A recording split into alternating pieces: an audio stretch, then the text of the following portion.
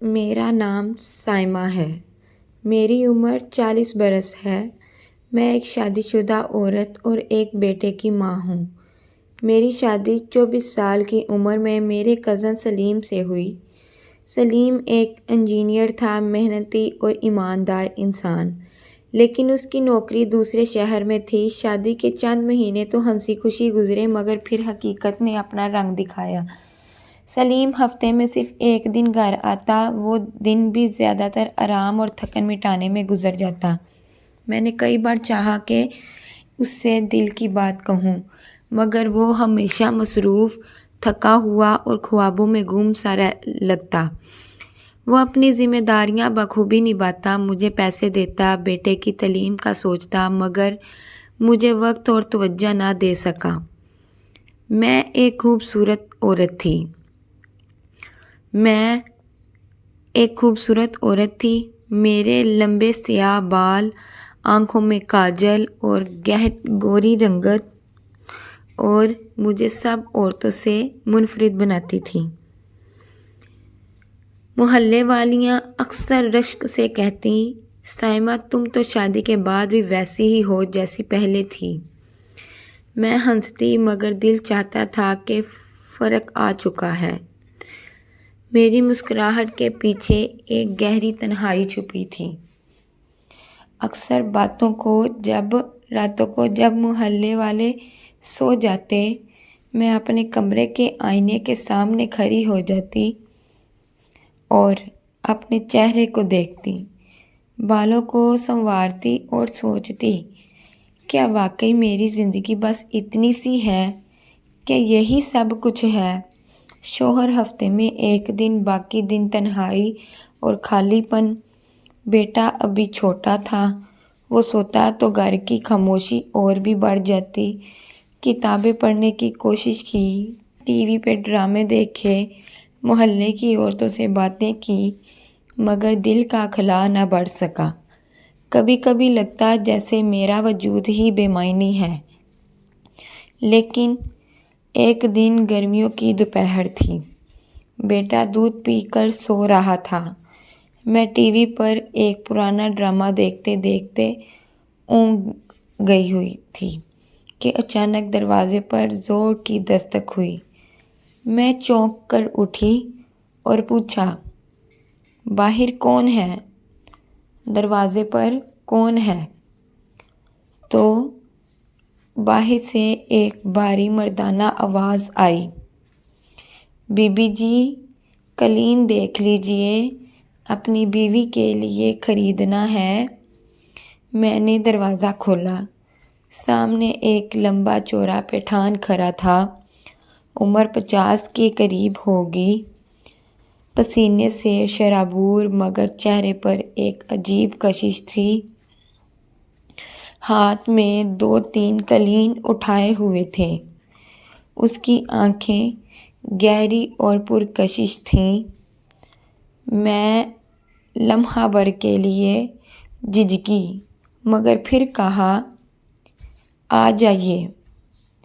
وہ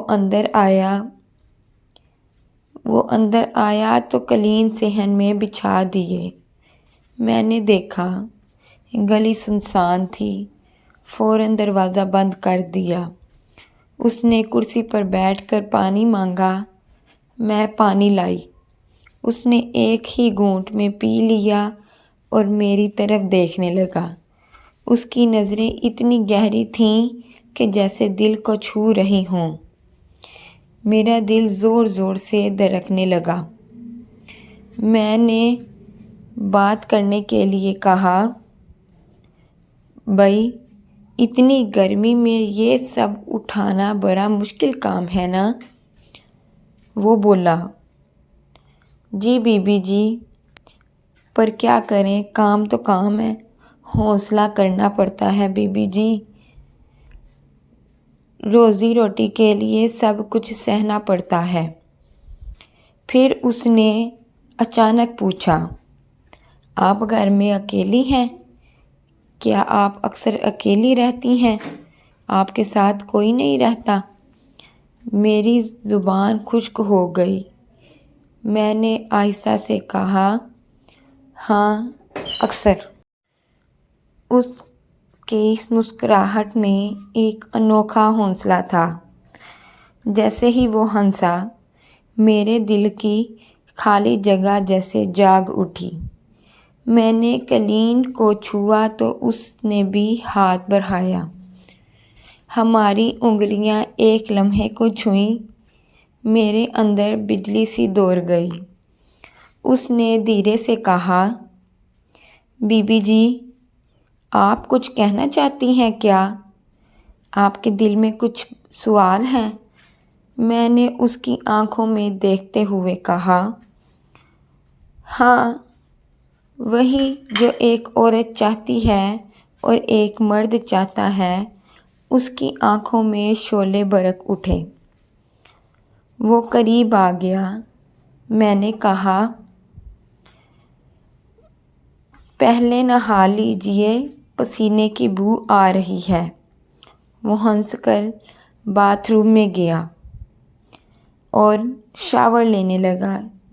میں جلدی سے کمرے میں آئی، پردے کھینچے، خوشبو چھڑکی اور بیڈ پر بیٹھ گئی۔ دل زور زور سے دھڑک رہا تھا۔ تھوڑی دیر بعد وہ تولیہ لپیٹے باہر آیا۔ اس کا چوڑا سینہ، مضبوط بازو دیکھ کر مجھے لگا جیسے کوئی پہاڑی شیر سامنے کھڑا ہو۔ وہ میرے قریب بیٹھ گیا۔ اس لمحے میرا دل چاہ رہا تھا کہ وقت رک جائے۔ برسوں کی تنہائی جیسے اس اجنبی کی موجودگی سے بھر گئی۔ یہ ملاقاتیں بڑھتی گئیں۔ وہ روز آنے لگا۔ کبھی باتوں میں وقت گزرتا، کبھی خاموش لمحے ہمارے درمیان ایک نئے رشتے کو جنم دیتے۔ میں اس کے لمس، اس کی باتوں اور اس کی نگاہوں کی اسیر ہو گئی۔ مجھے اس کی عادت ہونے لگی۔ لیکن ایک دن وہ 2 اور آدمیوں کے ساتھ آیا اور کہنے لگا، یہ میرے دوست ہیں، آج یہ بھی ساتھ آئے ہیں۔ میرے جسم میں لرزہ دوڑ گیا۔ میں نے سخت لہجے میں کہا، نہیں، یہ دروازہ صرف تمہارے لیے ہے، کسی اور کے لیے نہیں۔ وہ بولا۔ وہ خاموش ہو گیا، سر جھکا لیا اور بولا، جی بی بی جی، آپ کا حکم سر آنکھوں پر۔ مگر میرے دل میں اس دن کچھ ٹوٹ گیا۔ مجھے لگا کہ اب یہ راز خطرناک حد تک جا چکا ہے۔ میں نے فیصلہ کیا کہ یہ سلسلہ اب ختم کرنا ہوگا۔ اگلے دن وہ آیا مگر میں نے دروازہ نہ کھولا۔ وہ بار بار دستک دیتا رہا، آوازیں دیتا رہا مگر میں خاموش رہی۔ کئی دن وہ آتا رہا مگر میں نے دروازہ کبھی نہ کھولا۔ آخر کار ایک دن وہ آنا بند ہو گیا۔ اس نے اس کے بعد آنا چھوڑ دیا۔ وقت گزرتا گیا۔ چند ماہ بعد میرے شوہر کا تبادلہ اسی شہر میں ہو گیا اور ہم وہاں شفٹ ہو گئے۔ اس اجنبی کو میں نے پھر کبھی نہیں دیکھا، لیکن اس کی یاد، وہ لمحے اور وہ جذبات آج بھی میرے دل میں کہیں دفن ہیں۔ میں نے اس دن کے بعد یہ سمجھا کہ وقتی تنہائی یا خلا ہمیں ایسے رستوں پر لے جاتی ہے جہاں سے واپسی مشکل ہو جاتی ہے، مگر وقت پر قابو پانا ہی اصل جیت ہے۔ انسان کو ہمیشہ اپنی وفاداری اور حدود کا خیال رکھنا چاہیے، ورنہ پچھتاوا عمر بھر کا بوجھ بن جاتا ہے۔